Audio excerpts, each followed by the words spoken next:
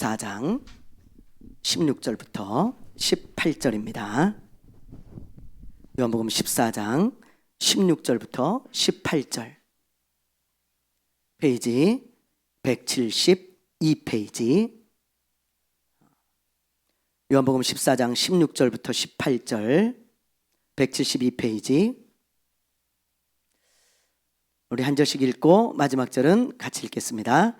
내가 아버지께 구하겠으니 그가 또 다른 보혜사를 너희에게 주사 영원토록 너희와 함께 있게 하리니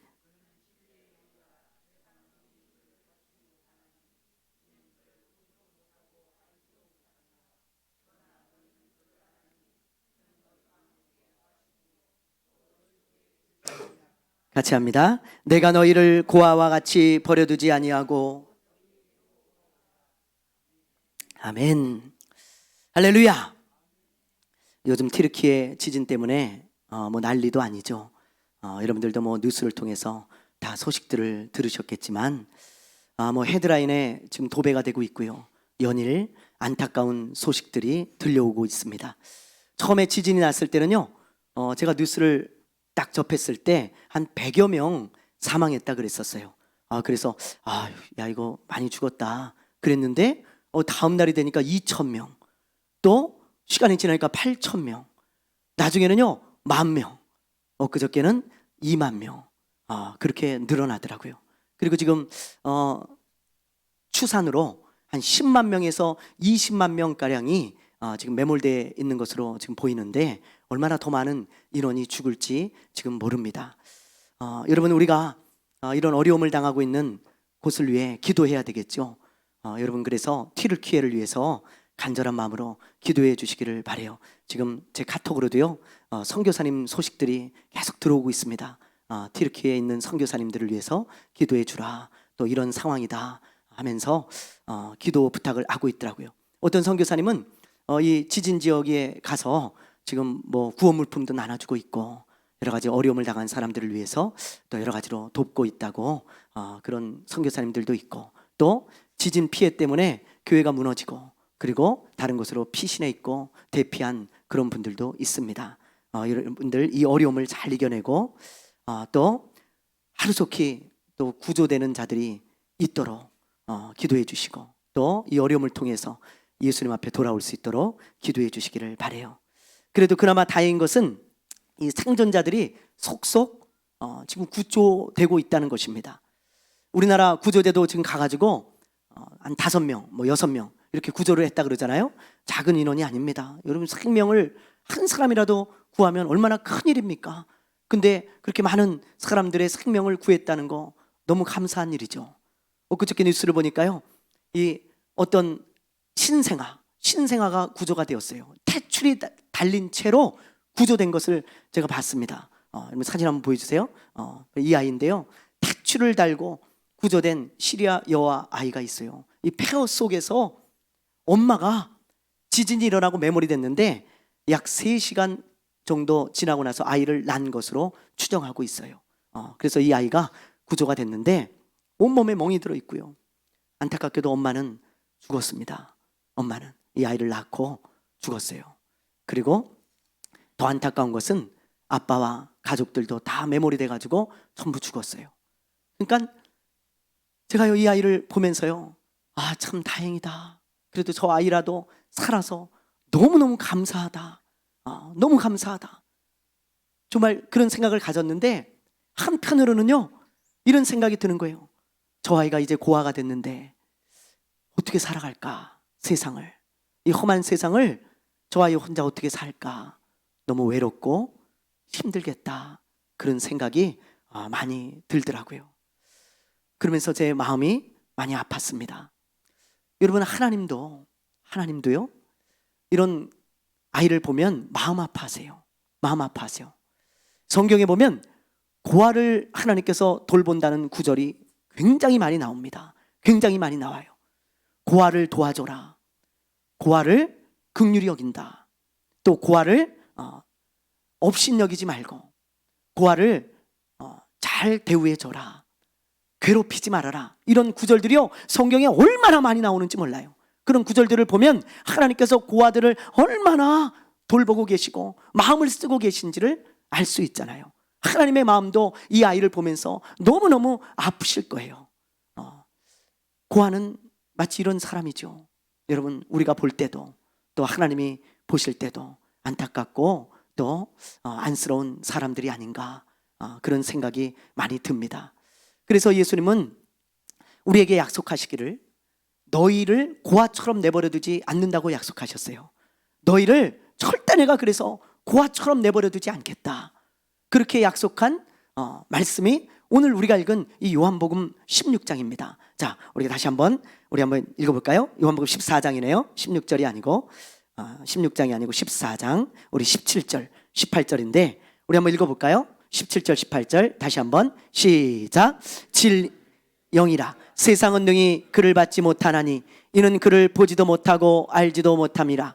그러나 너희는 그를 아나니 그는 너희와 함께 거하시며 또 너희 속에 계시겠습니다. 내가 너희를 고아와 같이 버려두지 아니하고 너희에게로 오리라. 아멘.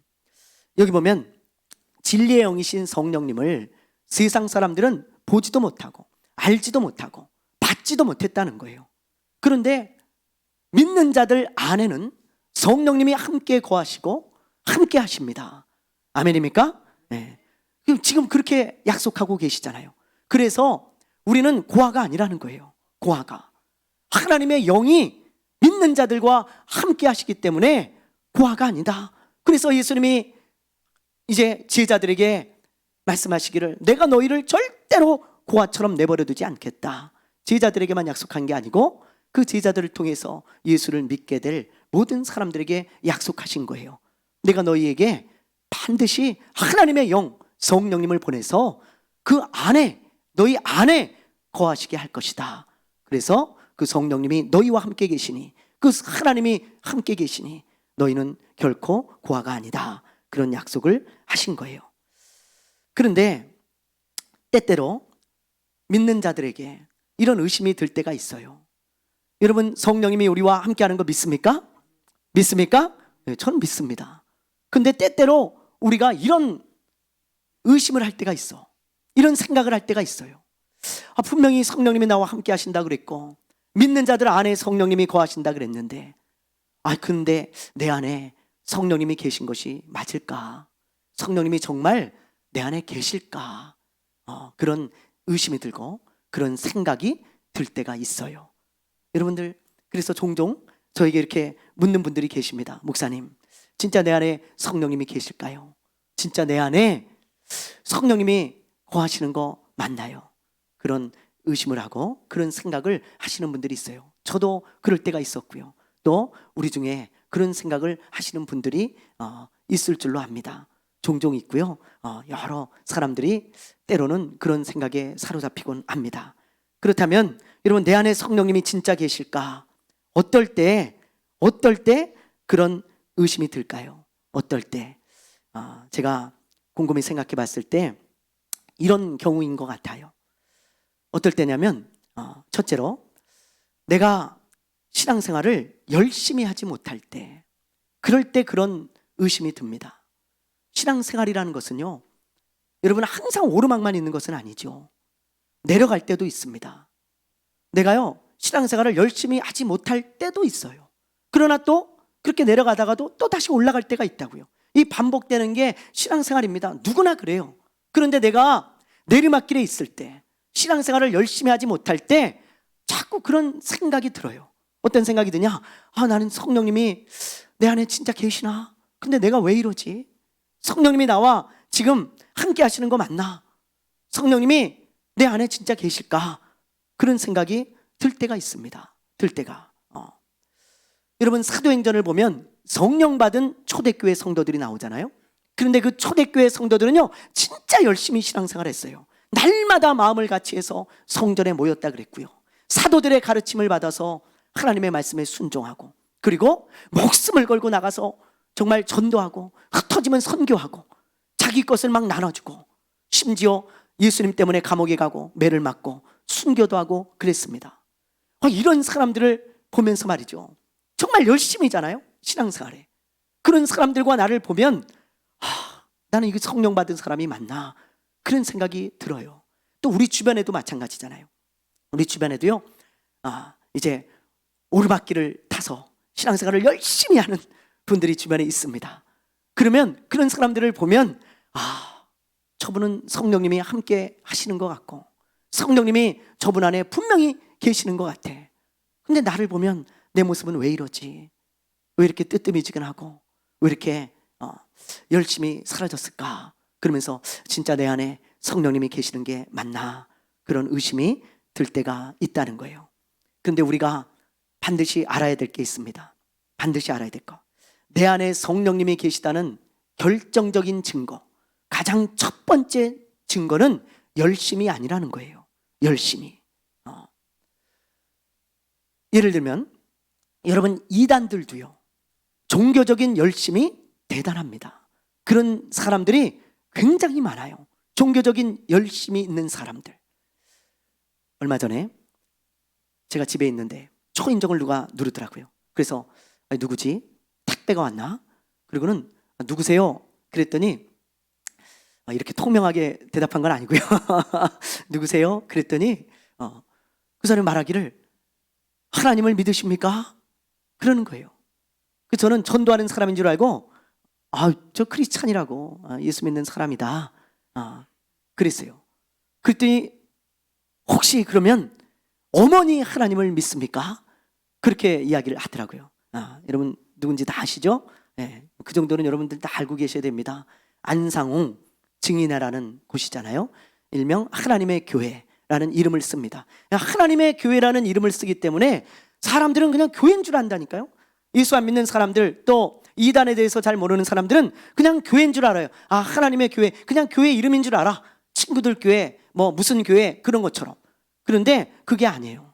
이 사람들은 안상홍이라고 하는 교주가 구원자라고 믿는 사람들이야. 근데 그 안상홍이 죽었거든요, 지금. 그러니까 그 아내가, 그 부인이 바톤을 이어받아가지고 자기가 어머니 하나님이래. 어머니 하나님. 자기를 또 믿어야 된다고.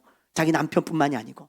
그러면서 다 두 부부가 다 해먹는 그런 종교가 있습니다. 부부가 다 해먹어요. 근데요, 어리석게 그것에 속아가지고 얼마나 많은 사람들이 어머니 하나님 그러면서 있는 돈 없는 돈 다 갖다 바치고, 정말 얼마나 열심히 대단한지 몰라. 전도 많이 하며 다닙니다. 초인종 막 누르고 다녀요. 예? 그러면서 무슨 설문조사도 한다 그러고, 어머니 하나님 믿으라 그러고, 얼마나 열심인지 몰라. 이야, 진짜 열심히 해요. 그 사람들은요, 무슨 대전, 대구, 부산, 광주 어디서 집회가 있다, 열일 다 제껴놓고 거기 갑니다. 그 사람들은 진짜 열심히 해요. 예. 제가 추석에 우리 장모님 댁에 내려갔을 때 길거리에서 어떤 사람이 전도를 하더라고. 전도를. 제가 그 모습을 보면서 살짝 감동을 받았어요. 이야, 아니 추석에, 여러분 추석에 전도해 봤습니까? 길에서 안 해봤잖아요. 야, 추석에 전도지를 나눠주면서 아주머니가 전도를 해. 제가 감동이 되더라고. 야, 목사인 내가 너무 부끄럽구나 이거. 그러면서요, 대단하다 그러고 있는데 저한테 와서 전도지를 딱 주는데 보니까 여호와의 증인이야. 여호와의 증인. 제가 얼마나 실망이 되는지. 여호와의 증인이 딱 저한테 전도지를 주더라고요. 그래서 제가요 그랬어요. 아주머니, 성경을 믿으시라고. 제발 성경을. 성경에 예수가 구원자라 그랬는데 글씨 못 읽습니까? 제발 좀 성경을 믿고 교회 나가세요. 교회. 거기 가지 마시고. 그랬더니 이분이 하는 말이 저는 아니에요. 그러더니 가더라고. 제가 가는 뒷모습을 보면서요, 얼마나 마음이 안타깝고 마음이 아픈지. 야, 바르게 믿는 사람이 저런 열심을 가지고 있다면 얼마나 좋을까, 그런 생각을 했습니다. 여러분, 이단들이요, 종교적인 열심이 대단합니다. 그 사람들 박수 치는 거 보세요. 예? 우리 같이 막 이렇게 헐렁헐렁 안 쳐요. 막 해병대처럼 막 치잖아요. 예? 거기 들어가 있으면 나도 모르게 막 보면서 나도 막 그렇게 쳐야 될 것 같지. 막 사람들이 그러고 막 집 팔아 막 바치고 막 거기 못 가게 하면 막 이혼하고 막 이럽니다.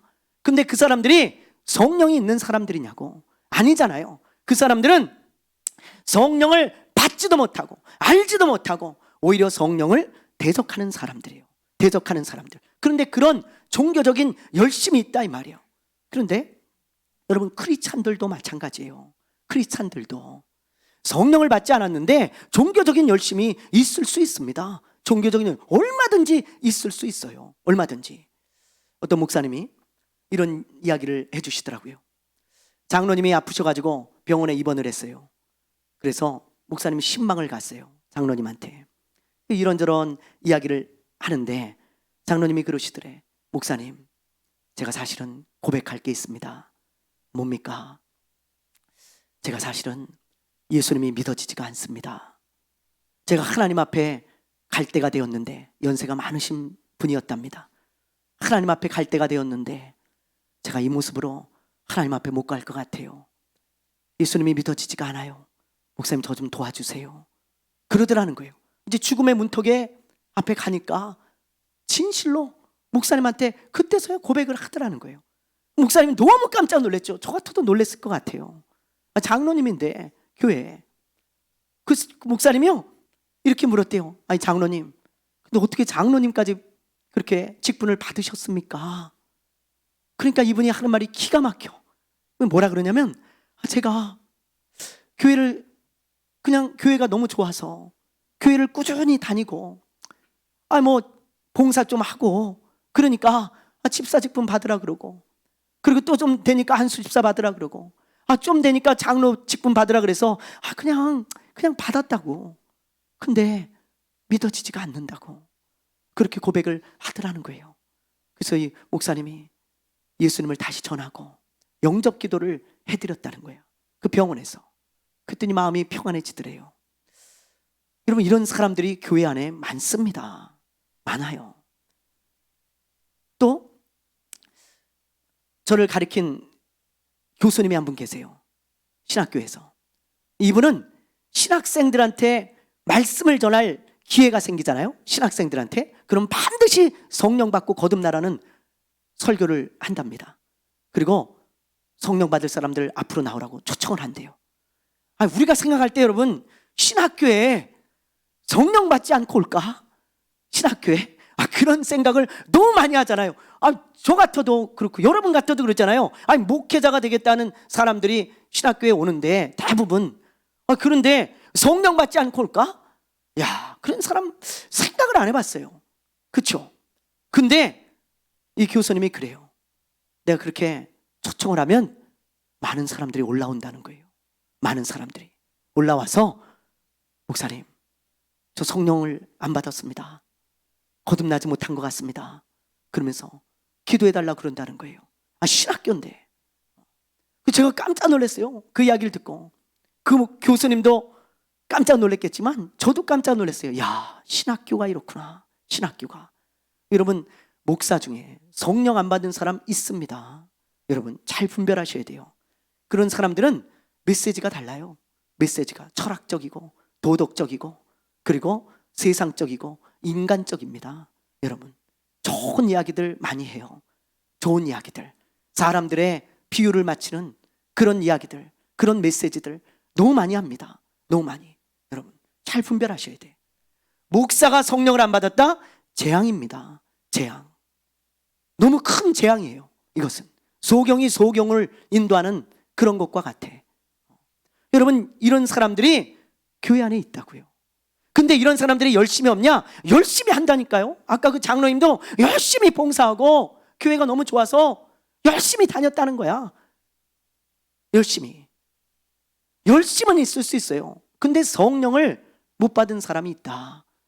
그러므로 열심히 성령을 받았다는 증거는 아니에요. 그게 첫 번째 증거는 아니라 이 말이에요. 결정적인 증거는 아니다. 그럼 성령을 받았다는, 내 안에 성령이 계시다는 결정적인 증거가 뭐냐? 가장 첫 번째 증거가 뭐냐? 이거예요. 자, 말씀을 우리 한번 봅시다. 고린도전서 12장 3절입니다. 아주 중요한 거 제가 지금 하고 있는 거예요. 제가 고민하면서, 신앙생활하면서 고민했던 모든 것들, 그런 것들을 여러분과 지금 나누고 있는 것입니다. 성도들이 고민하는 것들, 제가 질문 받았던 것들, 그런 것들을 나누는 거예요. 중요한 시간이에요. 자, 우리 한번 봅시다. 고린도전서 12장 3절 우리 한번 읽어봅니다. 고린도전서 12장 3절. 자, 시작.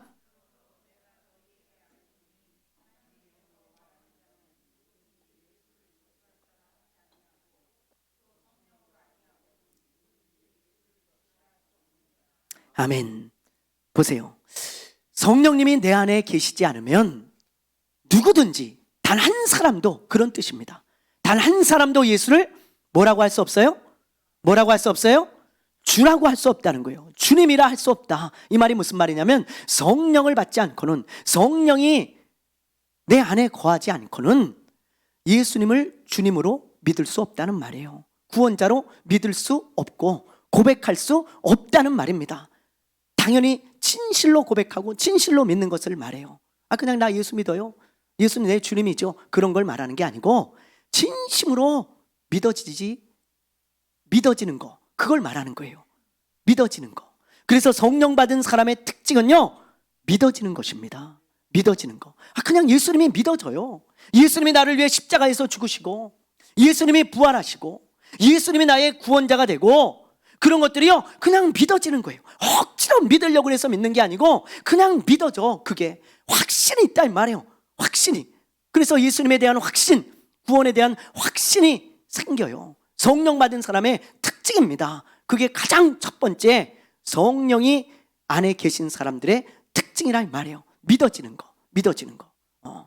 여러분, 그러므로 어떤 열심이 없다 그래서 어떤 내가 때로는 열심히 못할 때도 있죠. 때로는 내가 신앙생활에 바닥을 칠 때도 있어요. 그러나 그렇다고 해서 성령님이 여러분과 함께하지 않고 여러분 안에 성령님이 안 계신 것이 아니고, 내가 확실히 믿어진다면, 예수님이 확실히 믿어진다면 그건 성령 받은 사람이에요. 성령 받은 사람. 예. 그럼 성령님이요 열심을 잃어버린 사람들 안에서 탄식하며 그들을 위하여 기도하고 계십니다. 그리고 성령이 친히 우리의 연약함을 도우세요. 로마서 8장 26절에 성령께서 친히 우리의 연약함을 도우신다 그랬잖아요. 성령님도요 여러분 안에서, 여러분이 신앙적인 열심을 내도록, 정말 바닥인 사람들, 은혜를 잃어버린 사람들, 열심을 잃어버린 사람들에게 열심을 낼 수 있도록 우리의 연약함을 돕고 계신다 이 말이에요. 그런 거지 성령이 안 계신 게 아니에요. 그런 사람들에게는. 여러분, 그래서 성령님이 안 계신 사람들, 그런 사람들은 그리스도의 사람이 아니다, 그렇게 바울이 말하고 있죠. 자, 우리 말씀을 한번 보죠. 로마서 8장 9절입니다. 자, 한번 읽어봅니다. 시작.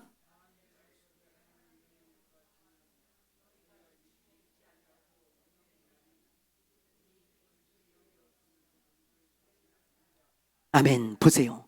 그리스도의 영이 없으면 그리스도의 사람이 아니에요. 종교 생활을 하는 것입니다. 아무리 교회를 오래 다니고 아무리 권사고 장로고 집사고, 잘 들으셔야 돼요, 목사라 할지라도 성령을 받지 않은 사람은 그리스도의 사람이 아니야. 그리스도의 사람이 되어야 되는 거예요. 교회 다니면서 성령 받고. 그런 사람은 그리스도의 사람이 아니에요. 여러분, 성령 받은 사람은 예수님이 믿어집니다. 믿어져요. 무슨 말인지 알 거예요. 그 말이, 성령 받은 사람은요 예수님이 믿어져.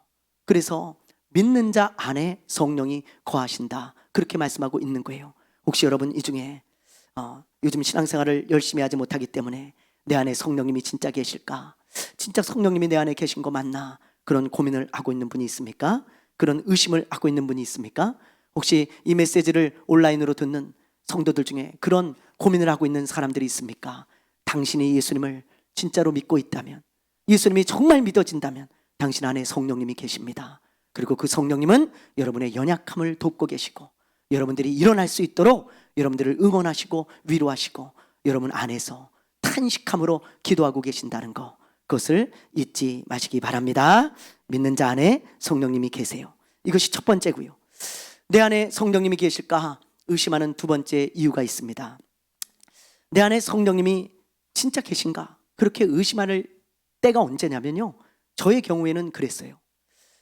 변화가 너무 더딜 때, 내가 변화가 너무 더디는 거예요. 어떨 때는요 변화가 안 된 것 같아. 그럴 때 우리는요 내 안에 성령님이 계신 게 맞나, 성령님이 정말 나와 함께하고 계신 게 맞나, 그런 의심이 들 때가 있다는 것입니다. 제가 그럴 때가 있었어요. 왜냐하면 성경을 보니까요, 성령을 받은 사람들이 변화가 또렷해. 변화가. 사도행전을 한번 보세요. 여러분, 예를 들어 예수님의 제자들을 보세요. 성령을 받기 전과 성령을 받고 나서 완전히 달라져 버리잖아요. 180도 달라지잖아요. 그래서 왜? 죽음이 두려웠던 그 제자들이 성령을 받고 나서 죽음이 안 두려워. 막 길거리로 뛰쳐나가가지고요, 막 예수님을 막 전하는 거예요. 막 전해.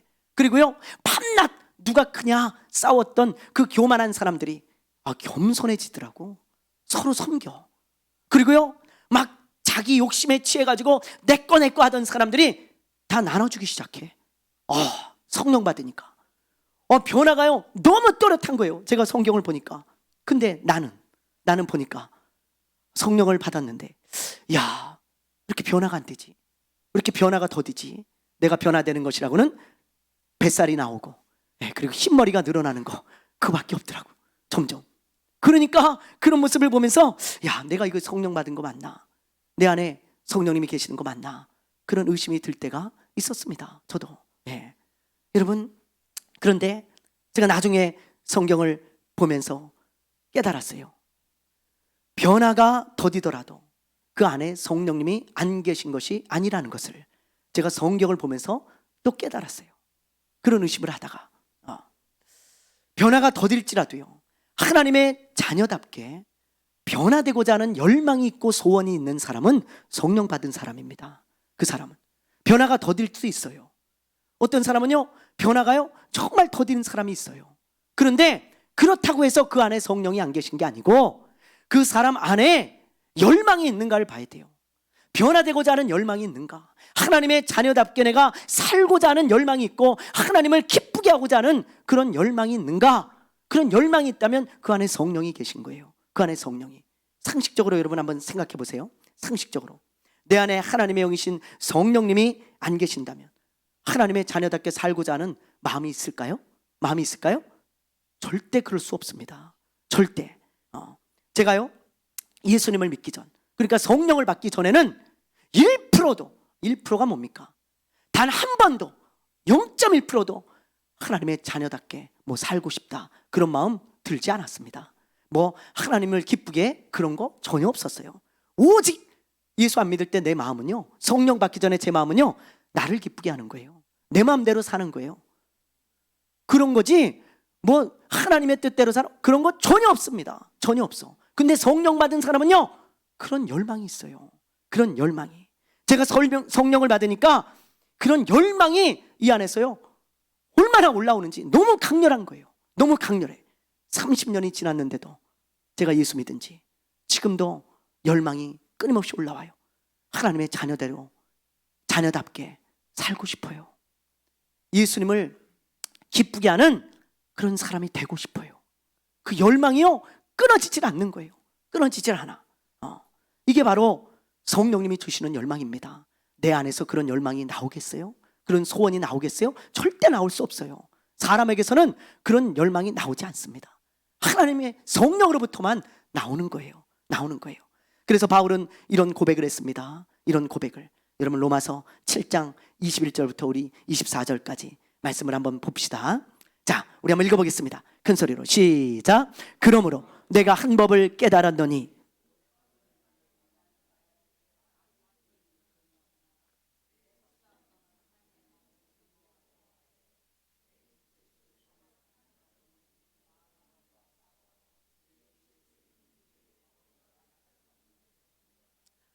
오라 나는 곤고한 사람이로다. 이 사망의 몸에서 누가 나를 건져내랴. 여러분 바울이 지금 뭐라고 합니까? 여러분 이 바울의 고백을 잘 들어보세요. 이 진솔한 고백이죠. 뭐라 그래요? 내 안에 두 마음이 있다는 거예요. 두 마음이. 하나는 선을 행하고자 하는 마음이 있고 악을 행하고자 하는 마음이 늘 싸운다는 거예요. 전쟁터라는 것입니다. 그리고 또 하나는 내 뜻대로 살고 싶은 마음이 있고 하나님의 뜻대로 살고 싶은 마음이 끊임없이 올라온다는 거예요. 여러분 그래서 성령 받은 사람은요 마음이 항상 전쟁터입니다. 전쟁터. 이게 바로 성령 받은 바울의 고백이에요. 이런 사람이 성령 받은 사람이에요. 끊임없이 내 마음에서 두 가지 열망이 올라와. 하나는 내 마음대로 살고 싶어요. 내 뜻대로 살고 싶어요. 그러나 한 마음은요 하나님의 뜻대로 살고 싶어요. 하나님을 기쁘게 하고 싶어요. 이런 갈등이 있고 고민이 있고 이런 어려움이 있는 사람이 성령 받은 사람이에요. 성령 받은 사람. 성령 받지 않은 사람은 그런 고민할 필요가 없어요. 그냥 내 뜻대로 살아요. 내 마음대로 삽니다. 그런 하나님을 기쁘게 그런 거 없어요. 그런 마음 들지도 않아. 여러분, 사람의 마음은 채워져 있는 것이 나오는 것입니다. 저기 제 옆에 있는 저 휴지통을 보세요. 휴지통. 저 휴지통에서 휴지가 계속 나옵니다. 계속 나와. 왜 계속 나올까요? 왜 계속 나와요? 들어있으니까. 휴지가, 만약에 저 휴지통에 돈이 들어있으면 돈이 계속 나와. 저 휴지통에 쓰레기가 가득하잖아요. 쓰레기만 계속 나와요. 여러분, 마찬가지예요. 내 마음에 돈이 들어있으면 돈만 계속 나와요. 쓰레기가 들어있으면 쓰레기가 나옵니다. 근데 내 안에 성령이 계시면 성령의 생각과 성령의 마음이 나오는 거야. 근데 성령의 생각과 그 성령의 마음은 하나님의 뜻대로 살고 싶은 마음입니다. 하나님의 자녀답게 살고 싶은 마음이에요. 그래서 성령 받은 사람에게는 그런 열망이 있다는 거예요. 열망. 비록 내가 더딜지라도 변화되는 게, 내 모습을 보면 별로 변화된 게 없고 정말 한심해 보일지라도 여러분 안에 그런 열망이 있다면 성령님이 계신 거예요. 그리고 그 성령님은 여러분의 연약함을 돕고 계십니다. 얘야, 힘내, 힘내. 내가 너와 함께 하잖아. 내가 네 안에 있잖아. 내가 너를 떠나지 않고 너를 붙들고 있잖아. 넌 변화될 거야. 조금씩 조금씩 변화되고 있잖아. 그러면서 성령님이 기도하시고 나의 마음을 붙들고 인도하고 계시다, 이 말이에요. 그러므로 여러분이 변화가 없다고 성령님이 나와 함께 하시나, 혹시 나를 버린 거 아닌가, 그런 마음 갖지 마세요. 그렇지 않습니다. 성령님은 여전히 여러분 안에 함께 계십니다. 아멘. 이제 마지막으로 믿는 자들 안에 성령님이 계시는데, 그렇다면 성령님이 믿는 자들 안에서요 가지고 계신 소원이 하나 있어요. 소원. 그게 뭘까? 그걸 좀 말하고 마치려고 합니다. 여러분 안에 성령님이 계시는데 여러분 안에서 성령님이 가지고 있는 소원이 있다고요. 그 소원이 뭘까? 우리 말씀을 봅시다. 에베소서 5장 17절 18절 읽습니다. 우리 한번 읽어봅니다. 시작. 그러므로 어리석은 자가 되지 말고 주의 뜻이 무엇인가 이해하라. 술 취하지 말라. 이는 방탕한 것이니 오직 성령으로 충만함을 받으라. 여기 보면 어리석은 자가 되지 말고 주의 뜻이 무엇인지 이해하라 그랬어요. 여러분, 주의 뜻이라는 것은 주님의 소원, 여러분 안에 계신 성령님의 소원을 말하는 것입니다. 성령님의 소원이 무엇인가 이해하래요. 여러분 안에 성령님이 계시다면 그 성령님이 어떤 소원을 가지고 계시고 어떤 뜻을 갖고 계신지 이해 좀 해라. 좀 깨달아라. 성령 받은 사람들아, 크리스찬들아, 그렇게 지금 말씀하고 계신 거예요. 그러면서 18절을 보세요. 뭐라고 말씀하고 계신가? 우리 다시 한번 읽어볼까요? 시작.